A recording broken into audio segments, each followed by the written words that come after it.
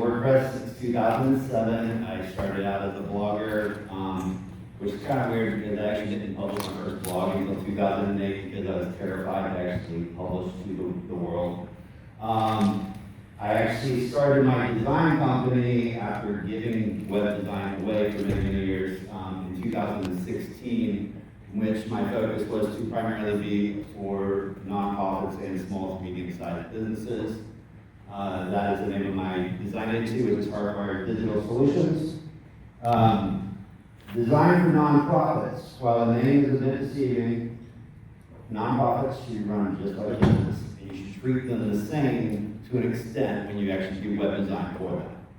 That being said, there are some caveats and some things that you need to take into consideration that a lot of business owners never would, but nonprofits should, and that's what I'll be discussing today is those kind of things. A lot of WordPress.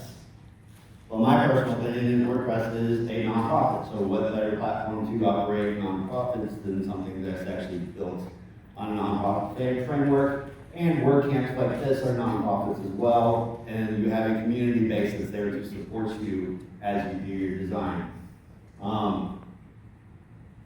That and I have also found that a lot of the plugins and things of that nature, you can't get elsewhere without a lot of heavy coding and things like that. You've got a community that is providing them that the nonprofit world can actually access at a reasonable cost many times. So why WordPress specifically? One, it's free, minus obviously your domain name and your hosting, but it is a free platform for people to at least get started. It's relatively easy to learn, at least that's my subjective opinion, being somebody that's self-taught. And I also train and teach my clients, and most of them find the same thing where it is actually relatively easy to learn. It is open source, like I said, we're community-based, which without you guys, there would not be a platform such as WordPress. It's customizable to the extent of, obviously you can buy out-of-the-box themes, or you can hire a developer and create custom themes, whatever level of expertise that particular organization needs. You have the functionality to actually be able to create something that looks specifically for them versus the cookie-cutter website that everybody uses. Like I said, there is a community. The community I found in the years that I've been utilizing it is priceless. Because as a designer, sort of developer, I say that because I know how to code, but I'm not a coder. I hire people to do that. But if I need a bit of code, I know where to find it because there's a community out there that shares that information. It's built to be social, which is vital when you're actually trying to raise donations and things of that nature. It's actually, the framework is actually built that where it utilizes social mediums better, in my opinion, than many other platforms out there. I said there are plugins for just about everything, and if you don't have a plugin, you can usually find a developer that can create a plugin or some little snippet of code that can actually function for you.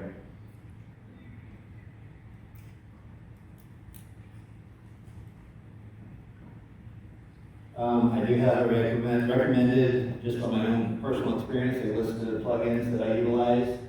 For security, for example, I utilize Jetpack, ASP.NET. Make sure that you include an SSL on every website. Obviously, Google's starting to really clamp down on that, but that should be a no-brainer for anybody that's taking money online. You should have an encrypted site. Another one is WordFence.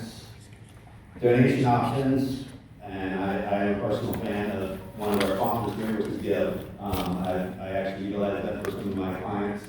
And there are other plugins such as WooCommerce and things of that nature as far as actually collecting the donations. And you can use either PayPal or Stripe or whatever payment portal it is that people choose. And you want to make sure that you also have an opt-in, such as Privy or Bloom or things of that nature, where people can actually collect information from their donors. Because without an email list, people don't really have a donor base. They don't have anybody to communicate their mission with. One thing I found that I focus on with the design clients that we have is storytelling. Because a lot of times we find nonprofits that really don't get their message across why they're trying to actually collect money. The shortcoming is they feel like they can just put a bunch of pictures of sad animals or people, and that's gonna work. But without a true story behind it and telling the story of why you're actually trying to do. Another part is you want to actually invite them into that story and invite them to be a part of that process, and then be the hero where they actually feel like they actually make a difference, whether it's volunteering their time, opening up their wallet and donating, whatever the case may be, that they actually feel like they themselves make a difference in what you're doing.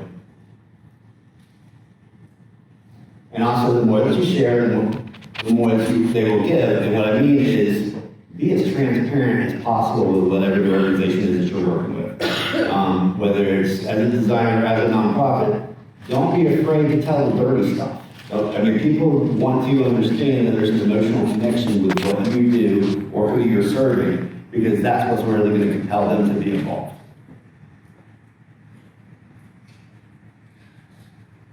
Also use pictures. You can put a bunch of words, and people really aren't going to buy into that because it's just a bunch of words. But if you actually have pictures that, the saying, a picture is worth 1,000 words, that really is true to an extent. Because you don't want to clutter up your site with a bunch of text that people will never read, but you want to make sure that you have visuals, whether it's pictures, videos, things of that nature, that actually compel them to want to learn more about what it is that their organization does. And giving theme choices. Obviously, anybody that's gone and looked for a theme, there's a font.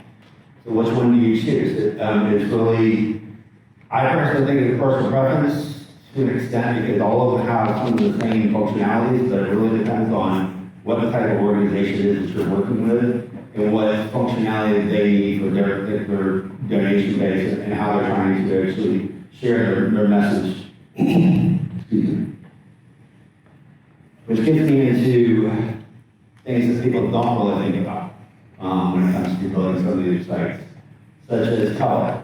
Colors matter, and they invoke emotions that we would never realize, because a lot of people think, well, I just want a yellow site or a green site, but they don't really have much beyond that, because they don't know what looks good to them. They don't understand what it does to people that actually come and visit their site.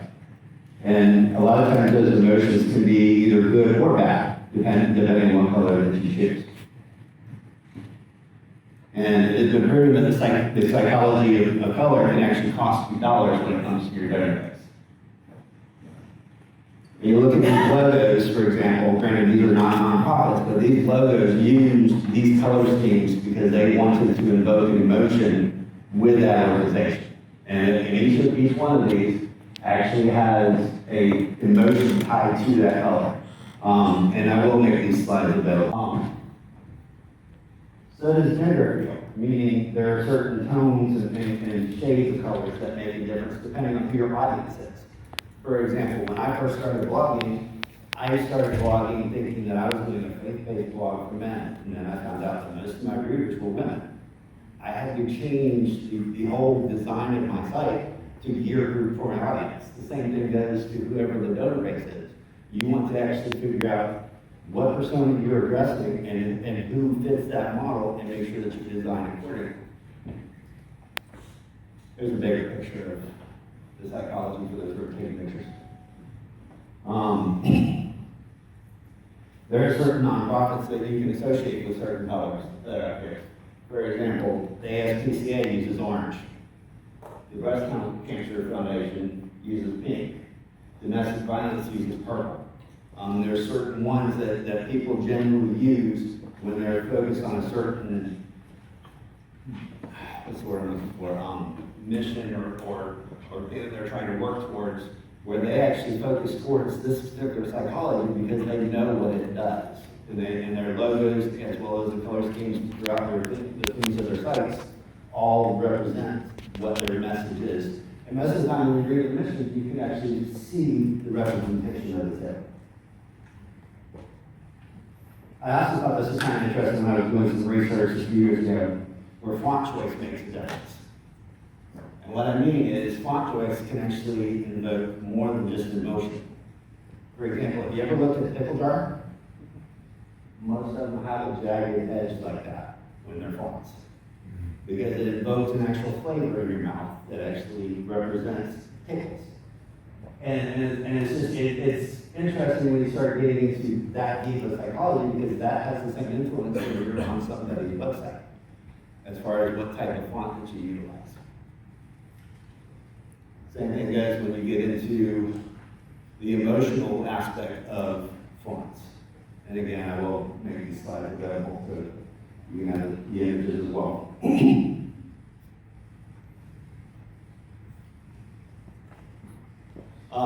Also, knowing who your audience is vitally important. And what I mean by that is many times your clients think they know who their audience is. This goes for business or nonprofits, where they think they know who their client is, but they really have no clue. And so you actually start diving in and asking them questions. And many times they have to go back and do financial research and see who actually is donating to them to figure out who truly their audience is. And once they figure it out through your questioning, that will help you develop and design a site that actually portrays the message that they're trying to get across. And when you're doing a website, one thing you want to make sure is that you utilize intuitive navigation. And what I mean by that is actually make sure that the navigation is easily accessible on the top. I know some use sidebars, but the version at the top generally works better. Or on the left side, I've seen some sites that use the right side, which I never understood because nobody reads from the right side. I mean, they don't go there naturally, but there's a lot of sites that are out there that are actually designed that way.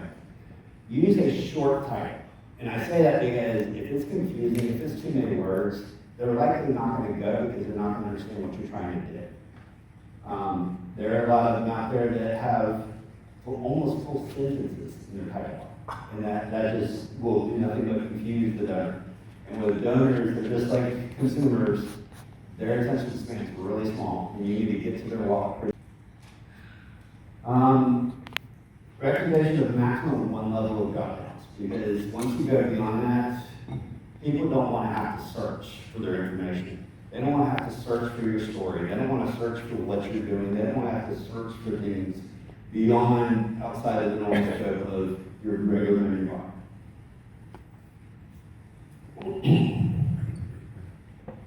Give your donors options. I'm using the ASPCA website as an example because, in my opinion, they actually did quite a good job of giving options for ways to donate. Because there's more than just taking dollars. There are things like matching gift programs, fundraising, workplace gifts, integrating things like Amazon. Giving them an option to mail in a donation is key. Because a lot of people don't feel comfortable giving their credit card online. Give them an address where they can actually mail that in on your website where they have, because there's still people out there that write checks, believe it or not. And they feel more comfortable doing that than processing a credit card donation. I'm sure everybody's familiar with the Smile Amazon program. Make it easily accessible. Make sure that the nonprofit or registers for it if they have not, because that's free money for them. Workplace give them an option where they have a partnership with their corporation or something where they can actually get. A lot of companies will actually match donations that the employees utilize. And make them where they have access to the forms that you need to be able to get that information to their corporation and get those extra donations. Philanthropy, give them an option where, obviously there are some people that have more money than, well, most of us probably, and they want a place where they can actually write a check or give a donation upon passing, write it into their will, things of that nature. Give them that information on the website so it's easily accessible. And ideas really are endless when it comes to ways of doing this. And you can do things like giving access to ways that they can donate their car. I mean, there's one right now that I'm working with, and that's what they're wanting their assistant, because they have actually a lot of people that donate cars to their organization. And say they want them to be able to donate clothes or something like that. Give them a way that they have access to that information instead of where they have to just call you somebody because nobody's never ever available, giving the information online.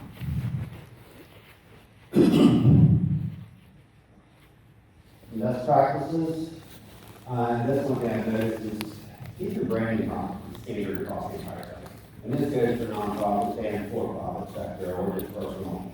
Because a brand that is different throughout, and that goes for color schemes, fonts, as well as logos, just gets distracted and it's a lack of trust.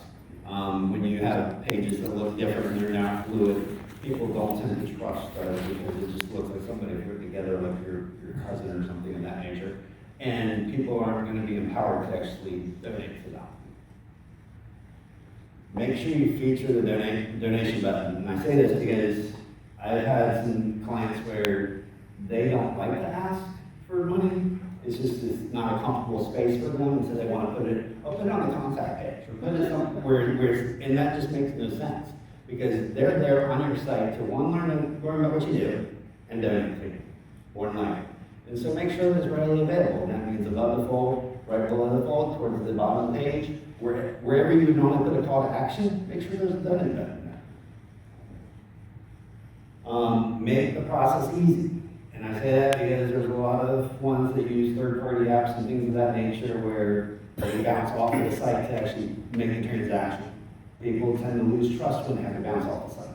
They want to make it where they don't have to put their information on one page and then their credit card information on another page and make it where it's all in one place, where they can provide all the information and check out and be done, because that will give them the opportunity to, one, get in and out pretty quickly, and they have a higher level of trust with the organization itself and that their information is secure.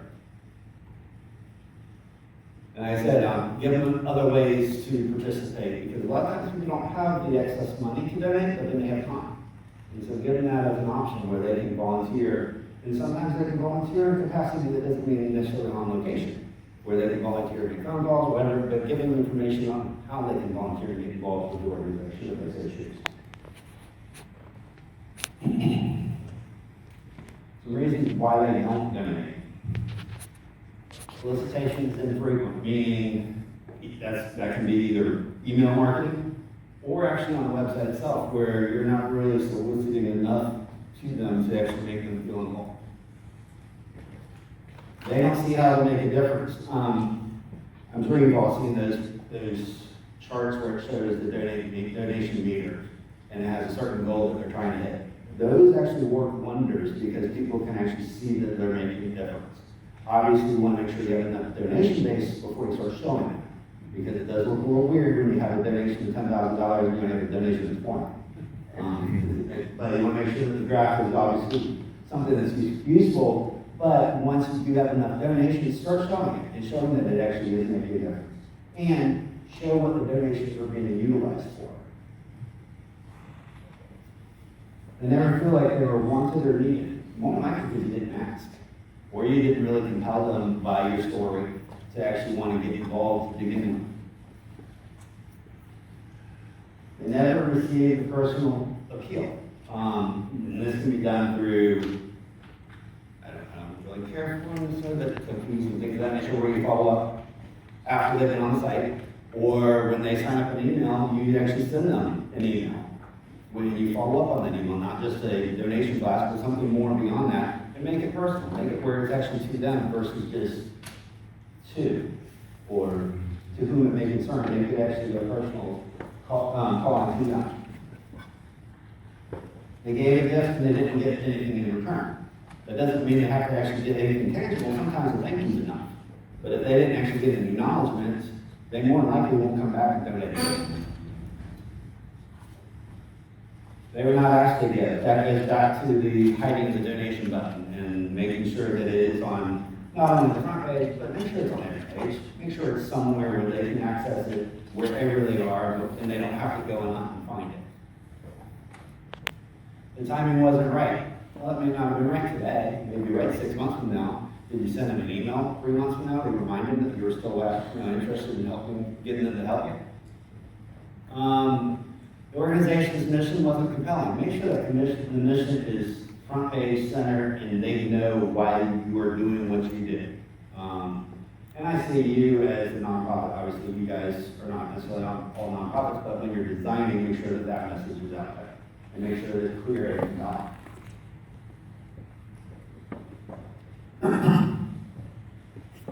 Make sure that you optimize your design, because each nonprofit is going to be different as far as who their donor base is. And like I said, the colors will matter. The theme's going to matter. Make sure that it's optimized for search engine optimization for the people that they actually want to be their donor base. Don't just make a website for anybody, because not everybody's your client, not everybody's your donor. Make sure that it is focused on whoever it is that they're trying to reach. Make sure it's mission ready and that mission is clear and compelling and actually, it's okay to create tears and makes them actually want to cry and things of that nature, because that actually gets them involved, because they actually feel that there's a problem. Make sure that you utilize social media. Make sure that social media is accessible on the website where they can share their involvement and also get more grassroots, so to speak, organic reach for that particular nonprofit. And make sure you utilize content. I say that because I created sites for a couple of nonprofits and then never wrote a single blog post or anything after that. If you have no content, you have nothing for people to go to, and Google's going to start to ignore you because you're not giving them anything to work from. And so make sure that when you create a site, that you create some sort of content plan for them if they don't already have one. Because without content, it's going to be like any other dormant site out there. It's going to be ignored. There's some do's and don'ts when it comes to designing for nonprofits. Some do's. As I said, make sure that it's easy to use navigation. Make sure that you're utilizing pictures that make sense. Don't just pull pictures off of Unsplash or wherever the case may be, but actually get pictures that make sense to that particular organization. There's nothing wrong with Unsplash, just make sure that you know what I'm saying. Speed matters. It goes for just like any other sites. If the site loads very slow because you used a heavy video on the front page or something of that nature, people are going to bounce. They're not going to stick around and hit the donate button. Make sure you have a clear call to action. Make sure that you are very clear as far as why you want them to donate. Not just donate, but what it is that's going to do once they do so. Keep it simple. It used to be where flashy sites with big videos and big pictures and all this pretty stuff on the front page was the way to go. Simple has actually become better. You can put some of that meat and potatoes on the other pages if you really feel so compelled, but you want to make sure that you're not killing your site in the process by putting it on the front page. Make sure that it's secure. Make sure that you're using SSL. To me, I mean, obviously Google's making it non-negotiable, and I make it non-negotiable for any clients that I work with. It's something that you want to make sure, especially if you're taking any type of money on them. Make sure it's mobile friendly. I'm working with a client right now, and they use the plugin that's supposed to mobilize their site. And I went to go look at it, and you can't even read any of the buttons because they forgot to maintain that plugin. And so their mobile site is dead. And I'm having to undo that and actually make it mobile optimized like it should have been. And it was built in Divi, so it comes kind of mobile optimized to begin with. And they, for some reason, bought a plugin and ended up not realizing that plugin has been installed for a little over 2 years that it's been out of date. So there's no telling how long that one's been dead in water form. Some don'ts when it comes to web design for nonprofits. Like I said, don't have to donate them. Even if they're not comfortable, just make sure that you make it very clear to them that it's important that donate button is easily accessible on every page in multiple positions on the page. Get rid of the self-play audio. And I say that because a lot of people are looking at websites, whether it's on their cell phone or on their work device, where they don't need to have music blasting or things of that nature or whatever the case may be at their workspace or where it's disturbing. And so autoplay is now kind of being frowned. Don't bury your story. Make sure that it's right there on the front page where they can find it easy. Or at least the beginning of it. You don't have to put the entire book on it, but at least the beginning of why you're doing what you're forget to ask. And ask again and again, and however many times you feel compelled. I mean, obviously you don't want to be competitive, but you want to make sure that it's self-evident that you want them to actually do something on the site. And don't be scared to ask. And I don't really understand why people in the nonprofit sector are so terrified of asking for donations, because that's kind of the way that they fund what they do. But it amazes me as you run into a lot of them that are. Don't use big picture files. I had to go back and re-optimize, rescale, and everything else on sites because they just upload whatever picture they got on their cell phone or whatever the case may be and thought that was okay. Make sure that you do not use that because that will slow down your site up. About that, there's a local nonprofit every December. They were going to kill every animal in the animal shelter because they were out of money every single December. Because they begged and pleaded, and that's the only way that they found that they could actually do fundraising was by threatening that kind of. And that doesn't work. That's like the little boy that cried wolf to the extent when you're doing it every year. So just don't beg when it comes to the content that you're putting out there. The good thing to use is analytics when you're doing any site actually, especially when you're working with nonprofits. That way they kind of have an idea of where their clients are coming from, what social medias are actually being utilized, what's working, what's not working. So make sure that you install Google Analytics from the get-go. There was a good talk on ECMs earlier. I strongly recommend those as well. That you actually do that so you can really drill down what, especially if they're throwing money at it, where they can figure out where campaigns are working and what's not. Heat mapping is good. So you can really figure out what your visitors are doing on your site and what's working and what's not. And don't be afraid to change things that aren't working. Is that email marketing, building a site's great, but if you're not getting your message beyond that particular site, it's not going to really go very far. And that can also be incorporated into lead generation with funnels and things of that nature. And utilize lead pages. It doesn't have to be the same site everywhere you go. Make sure that you use lead pages depending on what campaign you're going for at that particular moment, where you don't have to change the entire site, but you're still getting it. One thing you really need to remember is your clients are the nonprofit. You're not. And I say that because a lot of them find that, well, I'm a nonprofit, so our budgets are low. That doesn't have to work for free. I did it for many years, and now I don't. Because they can't get the funds. Now, you can always price differently if you want to, if you're so compelled, to where they're able to do more with their money. But they can go and get grants and things of that nature to actually offset those costs. So don't believe the lie when they said they don't have any money. Make sure you have a plan. Make sure you work that plan out with them so that they really understand the direction that the website is going, and also where they know what the message is so that they can share it and understand that the messages are the same both online and offline.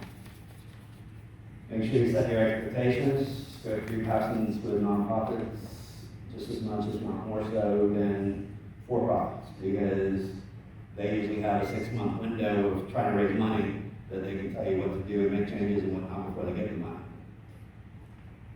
And like I said, make sure you charge.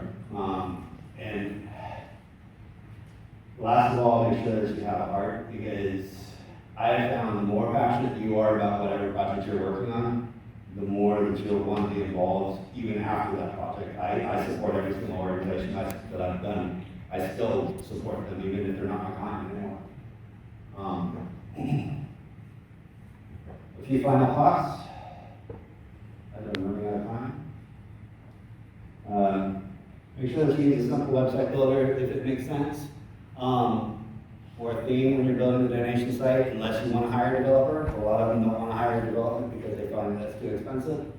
Make sure that they have a strong visual identity. This goes for logos, colors, font styles, all of that, where they have a branding guideline and your website follows it. And if they don't have a branding guideline, hire a graphic designer or do it yourself and create one for them. That's another thing that you can sell them if you don't already do so. Because a lot of them have no idea what that means until they start talking to you. Make sure that it's optimized for mobile. Make sure that you prioritize the donation forms. Make sure that they're simple, easy to check out. Make sure that you get them to actually create content that makes longevity for the site, where anything, and that may be another extra money thing for you, where you create content for them and create blog platform. Just make sure that you educate them that they need to use that new content to keep the site live. And make user engagement a priority. And I have about 1 minute for questions. Quick question. Yeah. You mentioned like helping them find money, obviously it's like to pay you, aside from, I'm familiar with like Google Grants and things like that. Is there any other ones out there? You know, I've actually worked with a couple that are working with Google Grants. And that's something that a lot of them don't even know that one exists. Right. And they don't even know what they need to do. And the other part is, I think it's really an education thing for them, because they don't really know what to ask for until you explain to them what they're getting. And that way they can take it back to their board. I actually have one right now where, I mean, they came up with an entire plan based on our conversation, and it needed to be a marketing plan that was sitting on their board, and we got approval based on our initial conversation, and there were all questions that they never would have thought of without having that consultation. And it's really, like I said, that's just education, but you did bring up a good point. The Google one is vital. They can get up to $10,000 a month in free money. Just most of them don't know how to get to it. Yeah. What do you think about GoFundMe and stuff like that? Um, I've had a lot of success with that. I think it works great for personal use. What was the And question? GoFundMe. GoFundMe. Yeah. And I know that some nonprofits have utilized it, but I personally not had any experience with it. I've only, with the exception of the personal side, and I have my personal opinions of that, because some people use it for the wrong reasons. Oh, okay. But, I mean, it's still a platform that works for getting in donations and things of that nature. I don't know what the guidelines are as far as 501Cs utilizing that. I think that one of the reasons that people don't donate is that they get their gifts, their previous gifts went unacknowledged. Is there a good way to follow up, have them follow up on things? You know, personally, this is my personal experience, a handwritten letter would actually go a lot further than an email ever would. I'm talking about keeping track of them. I mean, Well, I mean, all that information should be hopefully kept in their CRM, where they know who's actually done what. Especially if they got a payment portal built into their website, they have all that information. And be able to follow up with whoever did do a donation. And I know there's Give and WooCommerce, you have all that information right there on the site, that you can get that information. Okay, we'll wrap up. Thank you so much.